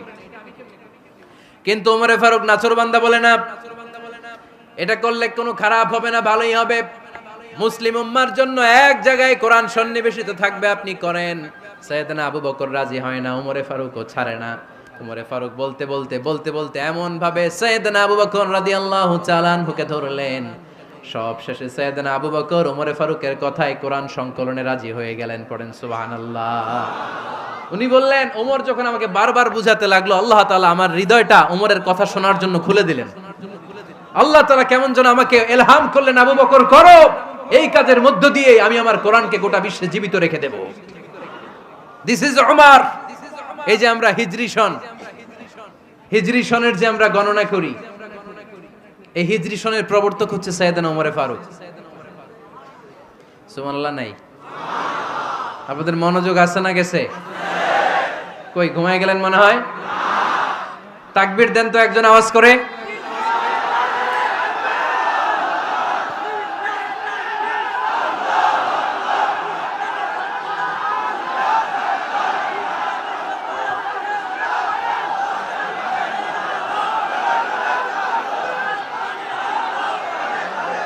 মাশাআল্লাহ মাশাআল্লাহ। বসেন বসেন, এখনই শেষ করে দেব কিছু সময়ের মধ্যে। আমরা একসাথে বিদায় নিব ইনশাআল্লাহ। ওঠা বসা করবেন না, ওঠা বসা করবেন না, বসেন। সাইয়েদনা ওমরে ফারুক এই হিজরি সনের গণনা শুরু করেছেন। সাহাবারা বলল, আমিরুল মুমিনিন, খ্রিস্টানদের ঈসাই সন আছে, আমাদের মুসলমানদের কোনো সন নাই। আমাদের একটা সন থাকলে আমাদের জিজিয়া নিতে, আমাদের যাকাতের টাকা উত্তোলন করতে অনেক সুবিধা হবে। ওমর ফারুক বললেন, তাহলে কোন সালকে হিজরি, কোন সালকে মুসলিম সাল হিসেবে আমরা ঘোষণা দিতে পারি? একজন বলল, আমার নবী যেই সালে জন্মগ্রহণ করেছেন ওই সালে। ওমর ফারুক বললেন, না, আমার নবীর জন্ম আমাদের জন্য খুশির দিন, কিন্তু এটা আমাদের জন্য প্রেরণা নয়। প্রেরণা নবীর কাজে, ঠিক কিনা? আরো কিছু সাহাবারা বলল, তাহলে যেই সালে আমার নবী ইন্তেকাল করেছে ওইটারে প্রথম সাল ধরেন। ওমরে ফারুক বললেন, না, যেদিন তিনি ইন্তেকাল করেছেন এটা আমাদের দুঃখের দিন, এটা আমাদের প্রেরণা নয়। আমাদের প্রেরণা হচ্ছে বিশ্বনবীর ত্যাগ, তিতিক্ষা আর কাজের মধ্য দিয়ে। জোরে কোন ঠিক কিনা? ওমরে ফারুক বললেন, যেদিন বিশ্বনবী ইসলাম রক্ষায় নিজের মাতৃভূমি ছেড়ে মক্কা থেকে মদিনায় গিয়েছেন, ওই দিনটাকে হিজরি প্রথম দিন ধরে আমরা হিজরি সাল গণনা করে শুরু করে দেব। ওইটাই হচ্ছে হিজরি সন। সেখান থেকে হিজরি সনের প্রবর্তন করেছেন সাইয়েদনা ওমরে ফারুক রাদিয়াল্লাহু তাআলা আনহু। এই যে স্টেট গভর্নমেন্ট, এই যে প্রিজন, জেলখানা, ক্যান্টনমেন্ট, সচিবালয়, গণভবন, বঙ্গভবন, মুক্তিযোদ্ধাদের ভাতা, রাষ্ট্রীয় ভাতা, এই সব নিয়ম কানুন সাইয়েদনা ওমরে ফারুক তার রাষ্ট্রীয় আমলে তিনি নিজে করেছেন। চিল্লায় পড়েন আল্লাহু আকবার। মুসলমানদের আলাদা কারেন্সি, নিজস্ব মুদ্রা ব্যবস্থা নিজে চালু করেছেন। সৈনিকদের মধ্যে যারা বিবাহিত, প্রতি 6 মাস অন্তর অন্তর 1 মাসের ছুটি কাটাতে তারা ফিরে আসবে, সাইয়েদনা ওমরে ফারুক চালু করেছেন। চিল্লায় আওয়াজ করে পড়েন আল্লাহু আকবার। এই যে আমরা 20 রাকাত সালাতুত তারাবি পড়ি রমাদানে, করেন না আপনারা? এটা সাইয়েদনা ওমরে ফারুক চালু করেছে। সুবহানাল্লাহ পড়তে পারলেন না? কোরআনে মোট 22টা আয়াত আছে যেখানে সাহাবারা ইনডিসিশনে ভুগছিলেন। বিশ্বনবীর মত একটা, ওমরে ফারুকের মত আর একটা। এই 22 জায়গায় আল্লাহ তাআলা বিশ্বনবীর মতের পক্ষে আয়াত নাজিল না করে ওমরে ফারুকের মতের পক্ষে কোরআনের আয়াত নাজিল করেছেন। আওয়াজ করে পড়েন আল্লাহু আকবার। এদিকে উঠলেন কেন আপনারা? যারা উঠছেন আমার দিকে তাকান।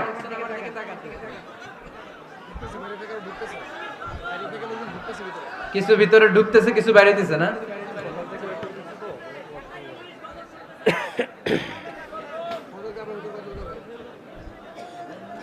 সাইয়েদনা ওমরে ফারুক, আমরা সাহাবীদের জীবন চরিত পড়তে চাই না? কত যে অনুপ্রেরণামূলক দৃষ্টান্ত সাইয়েদনা ওমরে ফারুক আমাদের জন্য রেখে গিয়েছেন।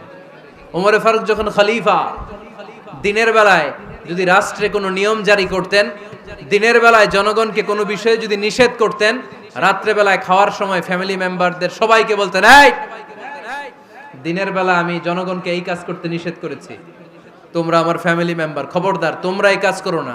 জনগণ করলে যতটুকু শাস্তি, তোরা করলে পাবি ডবল শাস্তি। সুবহানাল্লাহ কইবেন না? আমাদের নেতারা ওই বাড়ির বিচার করে, ওই বাড়ির মাইয়ার বিচার, ওই বাড়ির পোলার বিচার। নিজের পোলা গাঞ্জা টানে, আছে না নাই?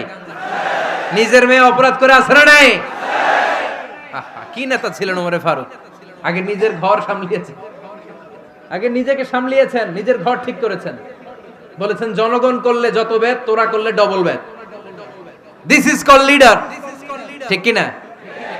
এক বাবা এসে বললেন, ওমরে ফারুক আমার ছেলে কথা শুনে না, বেয়াদব। ওমরে ফারুক ছেলেরে ডাকলেন, বাবা তুমি তোমার আব্বাজানের কথা শুনো না, এটা তো কবিরা গুনাহ। ছেলে বলে, ওমরে ফারুক সব দায় দায়িত্ব আল্লাহ ছেলে মেয়েদেরকে দিয়েছে, বাবা মাকে কোনো দায়িত্ব দেয় নাই। ওমরে ফারুক বললেন, অবশ্যই দায়িত্ব দিয়েছে। তাহলে বলেন আমার বাবার দায়িত্ব কি? উনি বললেন, প্রাইমারিলি প্রথমত 3 দায়িত্ব। আইয়ান তাকিয়া উম্মা, পৃথিবীর প্রতিটি বাবার উচিত ছেলেদের মেয়েদের জন্য ভালো মায়ের ব্যবস্থা করা। 2 নম্বরে আইয়ুহসিনা ইসমা, সুন্দর তার একটা নাম রেখে দেয়া। 3 নাম্বার ইউআল্লিমাহুল কিতাব, তার আল্লাহর কিতাব শিক্ষা দেওয়া। এবার ছেলেকে আমার আব্বা 3টার একটাও করে নাই। এবার ওমরে ফারুক রেগে গেলেন, বাবার কাঁধে ধরলেন, বললেন তুই ছেলের জন্য বিচার নিয়ে আসলি, তোর 3টা দায়িত্বের একটাও তুই পালন করিস নাই। ছেলে বলে, আমিরুল মুমিনিন, আমার মা নর্তকী, আমার মা মাজুসি, আমার মায়ের মধ্যে কোনো আদব কাদব নাই, সুন্দরী দেখে আমার মারে বাবা বিয়ে করছে, আমার মায়ের কাছ থেকে জীবনে কিছু শিখি নাই। 2 নাম্বার সাম্মানি খানফাসা, আমার বাবা আমার নাম রেখেছে চামচিকা। কি নাম রাখছে? এটা নাম হইলো একটা, এরকম উল্টাপাল্টা নাম আছে না নাই? না, এগুলো রাখবেন না। আব্দুল্লাহ রাখবেন, আব্দুর রহমান রাখবেন। আরেকটা কি বলছি আজকে? হুযায়ফা রেখে দিয়েন, পারবেন?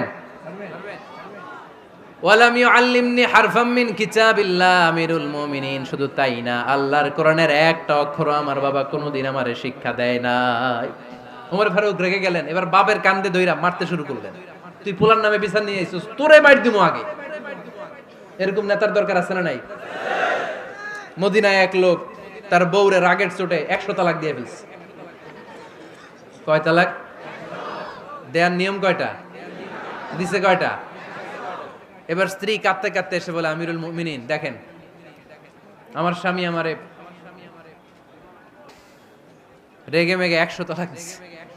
ওমর ফারুক বললেন, দইরা নিয়ে আয় এটারে। নিয়ে আসা হলো। ওমর ফারুক বললেন, কয়টা তালাক দিয়েছো? কয় 100টা। কেন দিছো? কয় মাথা গরম আছিল। এরকম আছে না? তালাক দেওয়ার সময় সব তালাক, তুই তালাক, তোর মা তালাক, তোর বোন তালাক, সব তালাক। তালাক দিবে ওয়াইফ রে, দিতেছে সবাই রে। তো ওমর ফারুক বললেন, দিবে 3টা, 100টা দিলা কেন? কয় মেজাজ গরম ছিল। কয় দাঁড়া, আত-তালাকু মিন শাআইরিল্লাহ, তালাক হচ্ছে আল্লাহর দেয়া বিধানের একটা নিদর্শন। এটা নিয়ে তুই খামখেয়ালি করলি। আমার রায় শোন, আমার রায় হচ্ছে 3 তালাকে তোর বউ তালাক, বাকি 97 তালাক তোর পিঠের উপরে পড়বে। এরকম বিচারের দরকার আছে না নাই? এরকম দৃষ্টান্তমূলক বিচার যদি বাংলার জমিনে দেয়া হতো, আর কোন নারী ধর্ষিতা হতো, আর কোন নারীকে অ্যাসিড মারা হতো, আর কোন নারী যৌতুকের জন্য কান্না করত? একটা আমল লাগবে, বেশি না। কয়টা লাগবে? তিনি গভর্নর সিস্টেম চালু করেছিলেন। Governor system, Islamic state. Bahrain, Yemen, মিসর, কুফা, বসরা, মক্কা, মদিনা, এই 7 জায়গায় 7 জন গভর্নর পাঠিয়েছেন। তাদের থেকে তথ্য নিতেন। এই গভর্নর সিস্টেম উনি বানিয়েছেন। সাইয়েদনা আমর ইবনে আল-আস রাদিয়াল্লাহু তাআলা আনহুকে পাঠিয়েছেন মিশরে। মিশরে একটা দৌড় প্রতিযোগিতা হতো। ওই দৌড় প্রতিযোগিতায় আমর ইবনে আল-আস রাদিয়াল্লাহু তাআলা আনহুর ছেলে অংশগ্রহণ করেছে। কিন্তু এক মিশরি ওই দৌড় প্রতিযোগিতায় চ্যাম্পিয়ন হয়ে গেছে। রানার্স আপ হয়েছে আমর ইবনে আল-আসের ছেলে। এবার মিশরি ফার্স্ট আর গভর্নরের ছেলে সেকেন্ড। রাগের চোটে আমর ইবনে আল-আসের ছেলে ওই মিশরির মাথার মধ্যে কয়েকটা বাড়ি মেরেছে। মিশরি বলে, আমার মারলা কেন? তুমি খেলায় পারো না, আমারে মারলা কেন? কয়, আনা ইবনুল আকরামিন, আমি গভর্নরের পোলা, আমি যা বলবো এটাই হবে, আমার উপরে কথা নাই। মিশরি ওইখানে আর ঝগড়া বাঁধায় নাই, মনে দুঃখ নিয়ে মদিনায় চলে আসলেন। এসে বললেন, আমিরুল মুমিনিন, আপনি আমর ইবনুল আস রাদিয়াল্লাহু তাআলা আনহুকে মিশরের গভর্নর বানিয়ে পাঠিয়েছেন। একটা প্রতিযোগিতায় আমি চ্যাম্পিয়ন হয়েছি, ওনার ছেলে হয়েছে রানার আপ। কেন সে চ্যাম্পিয়ন হতে পারে নাই? এই কারণে আমার মাথায় লাঠি দিয়ে 3টা বাড়ি মেরে। বিচারটা দিছে কার দরবারে? কথা বুঝেন নাই বোধহয়? ওমর ফারুকের দরবার। ওমর ফারুক বললেন, তাই আগামী বছরের অমুক তারিখ আমি সব গভর্নরদেরকে ডেকে হিসাব নেই, তো ওই দিন তুই থাকবি, পারবি না? মিশরে বলে, পারবো মানে অবশ্যই পারবো। ওই দিন 7 রাজ্য থেকে 7 গভর্নর হাজির, গভর্নরদের ছেলেরাও হাজির, মিশরীয় হাজির। 7 গভর্নরের কাছ থেকে 7 এলাকার খোঁজ খবর নেয়ার পরে ওমরে ফারুক বললেন, আইনাল মিসরি, মিশরি লোকটা কই, এদিকে আয়। মিশরি সামনে আসার পরে বলল, আমর ইবনুল আস, তুমি মিশরের গভর্নর, তোমার ছেলে সহ তুমি আসো। আমর ইবনুল আস এসে সামনে বসে রইলেন। এবার বললেন, ও আমর ইবনুল আসের ছেলে, তুমি নাকি ইবনুল আকরামিন গভর্নরের ছেলে, তুমি যা বলবা মিশরে নাকি তাই হবে, তোমার নাকি অনেক দাপট। নিজে একটা লাঠি এনে মিশরীর হাতে দিয়ে বলল, এবার তোর মাথায় যতটা মারছে তুই ততটা গুনে গুনে মার, আমি দেখবো। আমর ইবনুল আস দেখবে, আমর ইবনুল আসের ছেলেরে তুই এখানে মার। সে বলতেছে, থাক, আপনি বলছেন এতেই যথেষ্ট, মারা লাগবে না, আমি মাফ করে দিলাম। ওমরে ফারুক বলল, খবরদার, মার, মার ওর মাথার মধ্যে। মিশরি ওমরে ফারুকের ধমক শুনে ভয়ে ভয়ে 3টা বাড়ি মারলো। এই বাড়ি মারা দেখেও ওমরে ফারুকের হৃদয় ঠান্ডা হয় নাই। লজ্জায় আমর ইবনুল আস, বয়স হয়ে গিয়েছে সাহাবা, মাথা তখন টাক, মাথায় চুল নাই, লজ্জায় মাথাটা হেট হয়ে মাথাটা নিচু করে রেখেছে। এবার রাগের চোটে ওমরে ফারুক বললেন, এবার আমর ইবনুল আসের টাক মাথার মধ্যে একটা মার, মার। কেন ছেলেকে শিক্ষা দিতে পারে নাই? ইয়া আমর ইবনুল আস, মাতা জাআলতুমুন নাস আবিদা, তোমরা কখন মিশরীদেরকে নিজেদের দাস বানায় নিলা? ওয়াকাদ ওয়ালাদাতুম উম্মুহুম আহরারা, আর ওদের মায়েরা তো ওদেরকে স্বাধীন সন্তান হিসেবে প্রসব করেছে। মানুষদের উপর ক্ষমতাগিরি করার জন্য গভর্নর পাঠাই নাই। খবরদার, জনগণ তাদেরকে দেখভাল করার জন্য তোমাদেরকে পাঠানো হয়েছে, তাদের উপর কোনো অত্যাচার করার জন্য নয়। চিল্লায় বলেন ঠিক কি না? এরকম নেতা কয়টা লাগবে? কয়টা? ওই নেতার নাম কি? ওমর, হা হুয়া ইয়াতি ওমর। 22 জায়গায় বিশ্বনবী কয় একটা, ওমরে ফারুক বলে আরেকটা। আল্লাহ বলে, বিশ্বনবী আপনার পক্ষে আমি আয়াত নাজিল করতে পারলাম না, আমি ওমরের পক্ষে নাজিল করে দিলাম। বিশ্বনবী বলতেন, ইন্নালি কুল্লি উম্মাতিন মুহাদ্দাস, সব উম্মতের মধ্যে, সব নবীর উম্মতের মধ্য থেকে একজন করে আল্লাহ তাকে মুহাদ্দিস বানাতো। মুহাদ্দিস না, মুহাদ্দাস। মুহাদ্দাস মানে এমন লোক যিনি যা ভাবতো ওই ভাবনাটাই আল্লাহ আয়াত হিসেবে নাজিল করে দিতেন। বিশ্বনবী বলেন, আমার উম্মতের মধ্যে মুহাদ্দাস হচ্ছে সাইয়েদনা ওমর। মদিনার সবচেয়ে বড় মুনাফিকের নাম আব্দুল্লাহ ইবনে উবাই ইবনে সালুল, সব মুনাফিকদের সরদার। কিন্তু এই মুনাফিকের ছেলেটা হলো পাক্কা ইমানদার। এই ছেলের নাম হলো আব্দুল্লাহ। আওয়াজ করে বলেন, ছেলের নাম কি? আব্দুল্লাহ ইবনে উবাই ইবনে সালুল। মুনাফিক সরদার যখন ইন্তেকাল করলো, সাইয়েদনা আব্দুল্লাহ রাদিয়াল্লাহু তাআলা আনহু বিশ্বনবীর কাছে এসে চোখের পানি ছেড়ে ডেকে বলে, নবী আপনিও জানেন, আমিও জানি, মদিনার সবাই জানে আমার আব্বা মুনাফিকদের সরদার, কিন্তু আমার মন তো মানে না, আমার তো পিতা, আমার তো বাবা লাগে, আমার তো মন মানে না। আপনিও জানেন মুনাফিক, আমিও জানি মুনাফিক। নবী আপনার দরবারে কিছু আমি চাই না, আপনার গায়ের একটা জামা দেন, আপনার জামাটা পরিয়ে আমার বাবারে দাফন দিব। এর উসিলায় যদি আমার আব্বারে আল্লাহ মাফ করে দেয়, দয়ার নবী মায়ের নবী জামা খুলে দিয়ে দিলেন। পড়েন সুবহানাল্লাহ। আব্দুল্লাহ রাদিয়াল্লাহু তাআলা আবার আবদার চললেন, নবী জানি আমার বাবা মুনাফিক, কিন্তু আমার তো বাবা, আপনার দরবারে ফরিয়াদ, আপনি নিজে যে আমার বাবার জানাজার নামাজের ইমামতি করবেন। দয়ার নবী মায়ার নবী জানাজার নামাজে যেতে চাইলেন। ওমরে ফারুক বললেন, নবী না, খবরদার আপনি উবাই ইবনে সালুলের জানাজায় যাবেন না। বিশ্বনবী জোর করে যেতে চাইলেন। সাইয়েদনা ওমরে ফারুক বিশ্বনবীর জামা পেছন থেকে টেনে ধরলেন। আল্লাহু আকবার। টেনে ধরলেন, যাবেন না আপনি। ওমরে ফারুকের হাত থেকে হ্যাচকা টান মেরে জুব্বা টান দিয়ে বিশ্বনবী জানাজায় চলে গেলেন।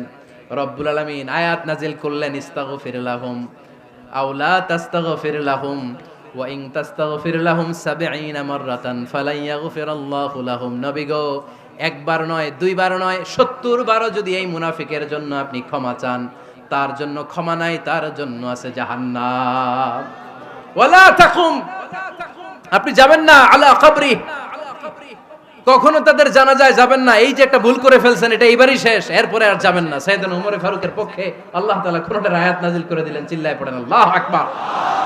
এভাবে 22টা জায়গায় ওমর ফারুক যা বলেছে, এটা নিয়ে একটা আলাদা আলোচনা হইতে হবে। আলাদা একটা আলোচনা লাগবে যে 22টা আয়াতে আল্লাহ তাআলা বিশ্বনবীর পক্ষে কোরআনের আয়াত নাজিল না করে সাইয়েদনা ওমর ফারুকের পক্ষে আয়াত নাজিল করেছেন। চিল্লায় পড়েন সুবহানাল্লাহ। ওই ওমর ফারুককে আমাদের মডেল বানানোর দরকার আছে না নাই? ওই ওমর ফারুকের জীবনী আমাদের ছেলে মেয়েদেরকে পড়ানোর দরকার আছে না রে? আমাদের ভবিষ্যৎ প্রজন্ম এগুলো জানে না। ওরা সালমান খান দেখে বড় হয়, ওরা শাহরুখ খান দেখে বড় হয়, ওরা ঋত্বিক রোশনকে দেখে বড় হয়। ওরা মনে করে যে এরাই বড় সুপার হিরো। আমাদের যে কত বড় সুপার হিরো আছে এরা জানেই না। নতুন প্রজন্মের কর্ণকোহরে সাইয়েদনা ওমর ফারুকের ইতিহাস পৌঁছে দেওয়ার দরকার আছে না নাই? ওমর ফারুকের ইন্তেকালের ঘটনাটা বলেই আমরা মুনাজাতের দিকে যাব। শুনবেন? শুনতে চান? উনি স্বপ্নে দেখলেন একটা লাল মোরগ ওনাকে 3টা ঠোকর মেরেছে। কয়টা? উনি জুমার নামাজে, জিলহজ মাসের শেষ সপ্তাহে জুমার নামাজে বললেন যে একটা লাল মোরগ 3টা ঠোকর মেরেছে। মুগীরা ইবনে শুবা রাদিয়াল্লাহু তাআলা আনহুর দাস আবু লুলু আল মাজুসি, এই লোকটা খঞ্জর বানাতে পারতো। মুগীরা রাদিয়াল্লাহু তাআলা আনহুর দাস। মুগীরা প্রতিদিন 4 দিরহাম করে চার্জ করত, যেহেতু দাস। সে এসে বিচার দিল, আমিরুল মুমিনিন, মুগীরা আমার থেকে বেশি টাকা চায়, জুলুম করে। ওমরে ফারুক বললেন, তাই? তুমি কি কাজ জানো? বলে, আমি খঞ্জর বানাতে জানি। বাড়ি কই? পারস্য। আরে তুমি খঞ্জর বানাতে জানলে তো 4 দিরহাম অনেক কম, সে তো আরো বেশি টাকা নেওয়া দরকার ছিল তোমার থেকে। আবু লুলুর এই কথা পছন্দ হয় নাই। সে কয়, ওমর তুমি সবারে দয়া দেখাও, আর আমার ক্ষেত্রে কঠিন নিয়ম বানাইলা, দাঁড়াও এই নিয়ম তোমার আমি দেখাবো।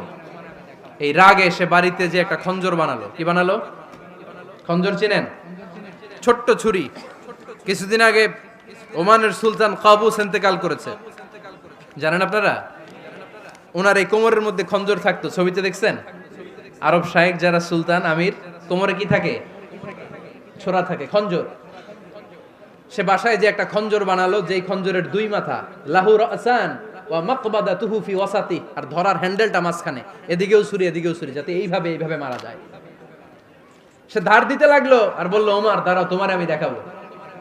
ওমরে ফারুক মসজিদে নববীর ইমাম, ফজরের নামাজের সময় এ আবু লুলু আল মাজুসি বুরনুস পরে, চাদর পরে, লুকিয়ে লুকিয়ে, সে অগ্নি উপাসক, মুমিন নয়, ওমরে ফারুককে অ্যাটাক করার জন্য গেলেন মসজিদে নববীতে। ওয়াকানু ইউসাল্লুনা বিগালাস, তখন ওনারা অন্ধকারে নামাজ পড়তো। নামাজের সময় যখন হলো, লুকিয়ে লুকিয়ে প্রথম কাতারে ওমরে ফারুকের পিছনে মুয়াজ্জিনের পাশেই দাঁড়ালেন, হাতে খঞ্জর, একামত হলো। ওমরে ফারুক সালাত শুরু করলেন, ফজরের সালাত, আল্লাহু আকবার, নামাজ শুরু করলেন, সূরা ফাতিহা বললেন। আরেকটা সূরা যখন পড়তে যাবেন, in the mean time Abu Lulu এই খঞ্জর নিয়ে ওমরে ফারুকের বুকের মধ্যে 3টা স্টেবিং করলেন। একটা মারলেন নাভির নিচে, মারার সাথে সাথে পাকস্থলী কেটে গেল। আরেকটা মারলেন পাজরে, পাজর ছিঁড়ে গেল। 3টা মারার পরে ওমরে ফারুক বললেন, কাতালানি আল কালব, এক কুকুর আমাকে মেরে ফেলেছে। পেছন থেকে এক সাহাবীকে টান মেরে সামনের দিকে নিয়ে গেলেন, তুমি নামাজের ইমামতি করাও। আর ওমরে ফারুককে বাকিরা ধরাধরি করে পেছনে নিতে আরম্ভ করলেন। আর এই আত্মাই আক্রমণ যে করেছে, সে কাতারের মাঝখান দিয়ে যেতে আরম্ভ করলো আর 2 দিকে ছুরি মারতে আরম্ভ করলো। 13 জন সাহাবীর গায়ে ছুরি মেরেছে, 7 জন সাহাবা স্পট ডেথ, জায়গায় মৃত্যু। এই ভয়ঙ্কর অবস্থা দেখে এক সাহাবী বুরনুস, এক ধরনের জুব্বা আছে মাথাওয়ালা, অনেকে জ্যাকেট পরছেন না এরকম মাথাওয়ালা, লম্বা জুব্বা আছে, আরবরা শীতে পড়ে মাথাওয়ালা, এই মাথাওয়ালা জুব্বা বের করে এক সাহাবী জালের মতো তার দিকে উড়ায় মারলো। ওই বুরনুসের মধ্যে পেঁচিয়ে আবু লুলু মাটিতে পড়ে গেল আর সুইসাইড করে ফেললো, নিজের বুকে নিজে মেরে আত্মহত্যা। যেই সাহাবীকে ইমামতির জন্য দাঁড় করালেন, উনি ছোট্ট সূরা দিয়ে, প্রথম রাকাতে সূরা আল কাউসার, দ্বিতীয় রাকাতে সূরাতুল ইখলাস দিয়ে নামাজ শেষ। ওমরে ফারুক বেহুশ। ওমরে ফারুক কি? হ্যাঁ, বেহুশ। সবাই কান্নাকাটি করতেছে, সবাই দেখতে গেলেন, এখন হুঁশ ফিরে না। মুখের মধ্যে, মুখ খুলে রাষ্ট্রের চিকিৎসক মুখের মধ্যে দুধ দিলেন, ওই নাভি দিয়ে দুধ বের হয়ে যায়, পাকস্থলী কেটে ওখান দিয়ে দুধ বের হয়ে যাচ্ছে। তারা বললো, ওনারে বাঁচানো সম্ভব না, দেখেন হুঁশ ফিরে কিনা। হুঁশ ফিরলে ওনার পরে কে আমির হবে, উনি যেন প্যানেল ঠিক করে দিয়ে যায়। সবাই তাকিয়েছে ওমরে ফারুকের চোখের দিকে। আল্লাহর মেহেরবানিতে ঘন্টা খানিক পরে উনি চোখ খুললেন।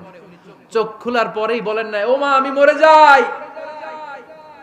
চোখ খোলার পরে উনি বলেন নাই, কে মারলো আমারে। চোখ খোলার পরে উনি বলেন নাই, আমার পরে নেতা কে হবে। চোখ খোলার পরে সর্বপ্রথম কথাটি ছিল, আসল্লান নাস, আমার নেতৃত্বে যে ফজরের নামাজটা শুরু হয়েছিল, এটাকে ঠিকমতো তোরা পড়েছিলি? আমার নেতৃত্বে যে ফজরের জামাত শুরু হয়েছিল, সেটা ঠিকঠাক মতো সমাপ্ত হয়েছিল কিনা আগে বল।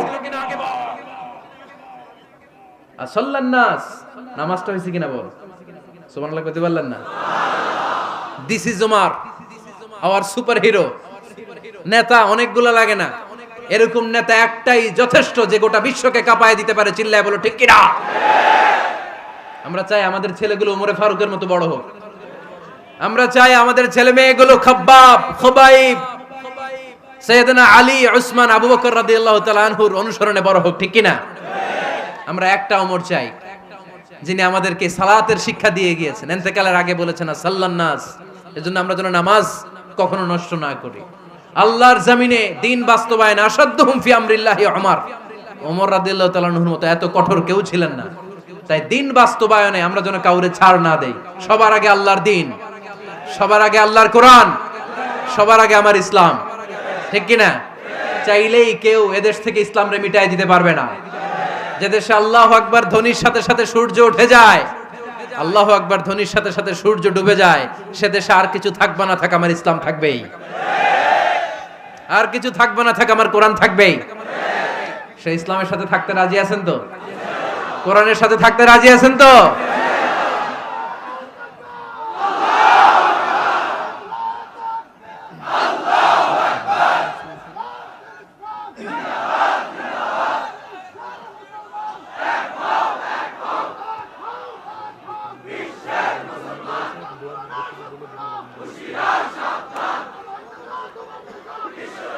আল্লাহ আমাদের সবাইকে কবুল আর মঞ্জুর করে নেক। আমরা পড়ি আমিন।